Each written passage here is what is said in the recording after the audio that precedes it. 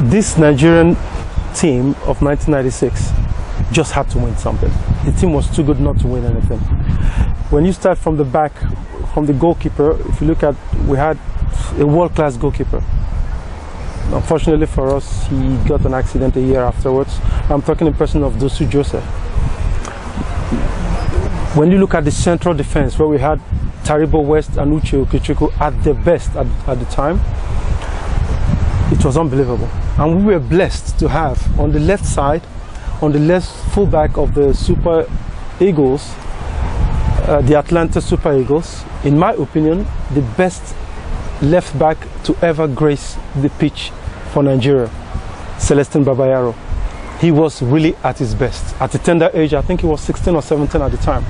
And he just got his transfer from Anderlecht. He was moving up to Chelsea.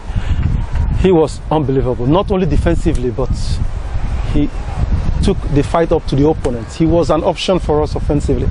And not by chance, he gave us the first goal in the finals when we played Argentina.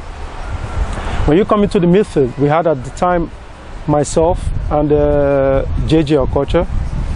Well, what can I say more about JJ? Technically, he's one of the most gifted players I ever played with. And yeah, he helped us a lot to hold on to the ball when we needed to. And up front, we had Papilo, Kanu Nwankwo, who, when it mattered most, played his best football. And that was especially in the semi-finals and the final. And there were so many other reasons outside the pitch that made this team successful. We know the Olympics, it's something very special. It's probably the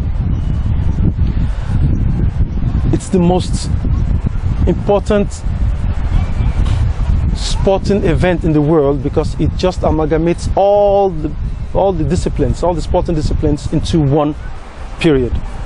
And it's a time where the playing field is level, because you all kind of like go into Olympic villages, and the spirit of the Olympics is there. So it's really, really something exceptional.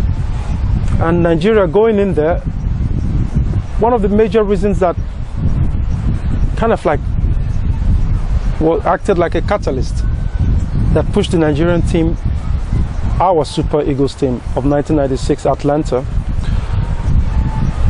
to such heights was a year, 1996, where Nigeria had stayed 2 years without no major national championship, due to the fact that we could not play the 1996 African Nations Cup due to these scuffles, the problems that were between our then president, Major General Sani Abacha, and Mr. Nelson Mandela. So the national team had a kind of like a open era where we didn't play games, and the nation was hungry. And this team was so blessed with players that were so hungry. They were so hungry for success. And there were also other reasons outside that I would like to bring in that made us very, very strong. Prior to this tournament, the season that preceded this Olympic Championships in Atlanta 1996, the major leading players of this team had come off a disappointing season with their clubs and had a point to prove. Namely, people like Taribo West wanted to step up one step higher from Oliseh, where he was playing, and he had the quality to, so he had the reasons to. JJ Okocha's team Frankfurt had just been relegated, and he wanted to play off and get himself a transfer. Daniel Amokachi was trying to leave England, not very happy at Everton at the time. I myself personally I wasn't very happy with the season that just went by. We just narrowly escaped relegation with Cologne in Germany. And we had players like Uche Okechukwu behind who wanted also to prove that, yeah, he was one of the overage players, and he was there to show that he was world class. Then again, we had Kanu Nwankwo, who had just signed a contract that was moving him into Inter Milan, and he was going to have to fight for jersey with some great players back there. So it was really, the team was hungry, and one of the players that I felt, and I still do feel, was probably the most important player for us winning the Olympics gold was Wilson Oruma. This was a player that each time he came in, he brought something in. And he was not on the best terms with Joe Bonfrey, our formidable coach then, in the sense that he had to sit on the bench for JJ Okocha, who was a more established player at the time. And he didn't like it. Good for us, because that always made him hungry to play. So every time he came on, like the semi-finals, when he came in against Brazil, we were 3-1 down, and the actions, he just produced passes, work rate and everything, made us win. And it was his free kick that gave us the Olympic gold that he struck to Amunike.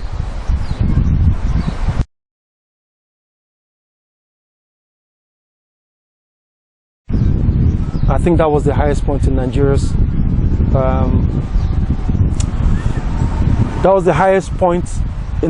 success as a soccer nation, because we're no longer the best in Africa. We became the best at an adult football championship in the world. And like we all know, the Olympics gold, silver or bronze, these are the only titles you can win for life and keep for life. You are a gold medalist for life. It's not something you have to put on the line again 4 years after and say I have to defend it. Once you've won it, you've won that. It would be unfair to say we won all this just because we had a good team, good players, because to be honest with you, in the team, it didn't always go right. We had problems like always when you have 22 men living under the same roof for a period of more than 8 weeks. It's difficult for there to be peace.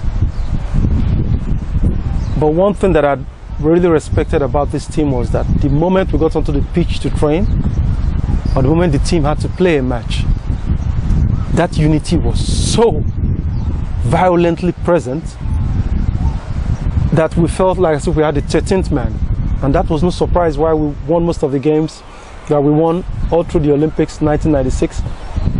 We won them at the later part of the game, the last quarter, the last 15 minutes, 20 minutes of the game. That's when we came up, because the team spirit was there. And responsible for this team spirit was Joe Bonfrey.